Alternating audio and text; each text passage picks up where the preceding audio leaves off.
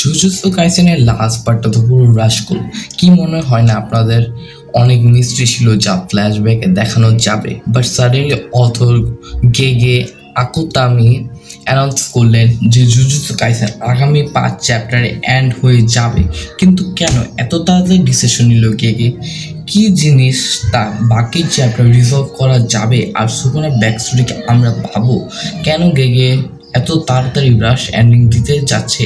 চলুন আজকে ভিডিওতে এক্সপ্লেইন করি এই রিজনগুলো। আমার কাছে তো মনে হচ্ছে মেজর 2টা রিজন আছে যে এরকম একটা রাশ এন্ডিংয়ের পিছনে। মেইন রিজন আছে আর যেটা আমার খেয়ালে বেশি অ্যাকোরেট, তা হলো ফার্স্ট অফ অল এই রাশ এন্ডিং কিন্তু জুজুৎসু কাইসেনের না। এর মধ্যে আরও অনেক সিরিজ আছে, জাস্ট লাইক ডিমন স্লেয়ার, মাই হিরো একাডেমিয়া, ডক্টর স্টোনের মতো পপুলার মাঙ্গার এন্ডিংগুলোতেও দেখেছি, তাই না? আর এই লিস্টে এখন অ্যাড হতে চলেছে জুজুৎসু কাইসেন আ ব্ল্যাক ক্লোভার। এখন একদম ওয়ান পিসের মতো নেভার এন্ডিং টাইটেল যেটা ছিল সেটাও এন্ডিংয়ের পিছনে চলে আসছে, মানে 5-6 বছর মধ্যে ওয়ান পিসও এন্ড হয়ে যাবে। এদের সব শোনেন জনরা আর সবাই পাবলিশ হয় শোনেন জাম্পে। শোনেন জাম্প একটা হিউজ প্রবলেম এখানে যে যা তা, কিন্তু মেইন রিজন সেটা ডিসকাস হোক। কিন্তু তার আগে আরও একটা প্রবলেম আছে যেটা মাঙ্গা ক্রিয়েটরকে তাড়াতাড়ি এন্ডিং করতে বাধ্য করে, জাপানের ওয়ার্ক কালচার আর বিজি শিডিউল। ভাই, জাপান বলতে গেলে একটা ওয়ার্ক হোল প্লেস, যেখানে মানুষ প্রায়োরিটি দেয় নিজের কাজকে যতটা বেশি, হেলথের উপর ততটা খেয়াল রাখে না। মাপ্পা স্টুডিও এক এক্সাম্পল। আর এটা শুধু এমপ্লয় আর প্রবলেম না, মাঙ্গা আর্টিস্টদেরও এটা সহজ নয়।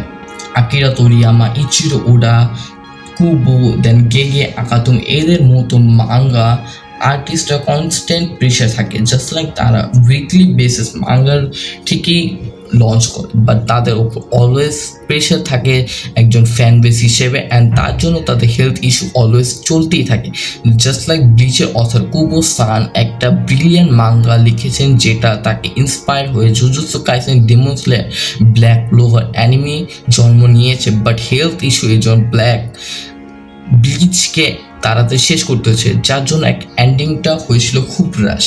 জুজুৎসু কাইসেনের রাশ এন্ডিংটা আরও একটা রিজন এ হয়েছে।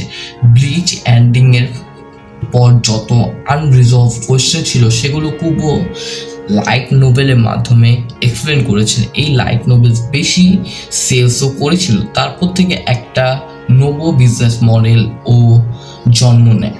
জাস্ট লাইক তুমি তোমার সিরিজটাকে মিস্টিরিয়াসভাবে এন্ডিং করো, দেন তুমি সেগুলোকে লাইট নোবেলের মাধ্যমে পাবলিশ করে আরও এক্সট্রা লেভেল যে ইনকাম জেনারেট করতে পারো ইজিলি।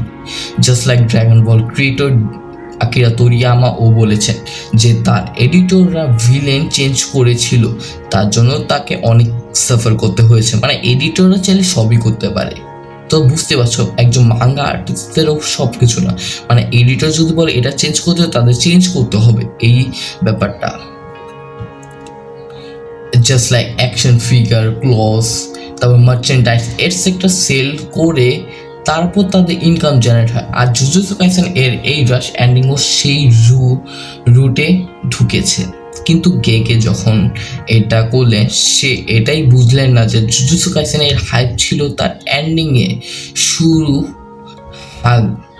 মানে গোজো মারা যাওয়ার পর আবার সেম প্যাটার্ন, এর কয়েক চ্যাপ্টার পর আবার সুকুনাকে মারা হয়েছে, দেন এটস একটা ঠিক আছে আর কিছু দেখাও, বাট তুমি এভাবেই করে দিছো।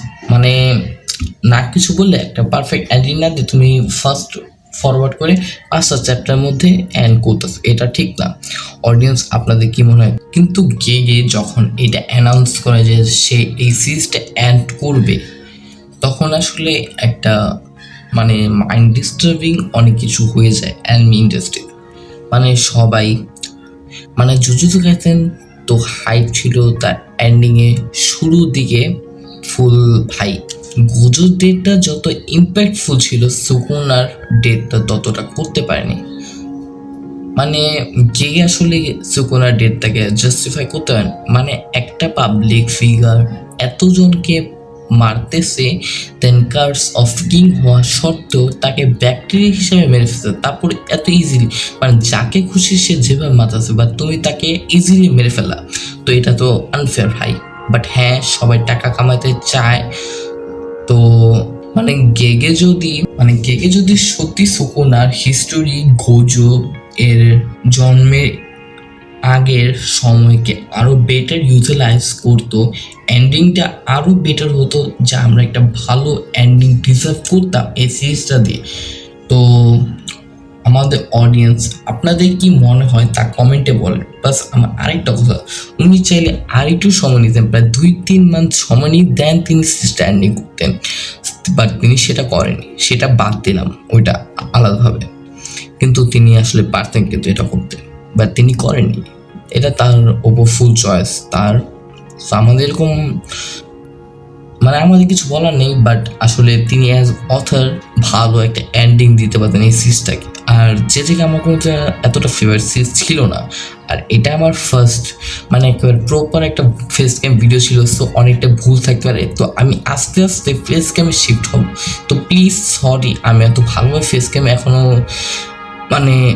অ্যাডপ্ট করে নিতে পারিনি, তার জন্য রিয়েলি অনেক সরি। সো ভিডিওটা ভালো লাগলে লাইক করবেন, আর চ্যানেল নতুন হয়ে থাকলে সাবস্ক্রাইব করতে ভুলবেন না, কারণ আমরা ভালো কন্টেন্ট দেওয়া সত্ত্বেও আমরা সাবস্ক্রাইবের দিকে অনেক পিছিয়ে আছি। সো আল্লাহ হাফেজ, আবার দেখা হচ্ছে নেক্সট কোনো ভিডিওতে।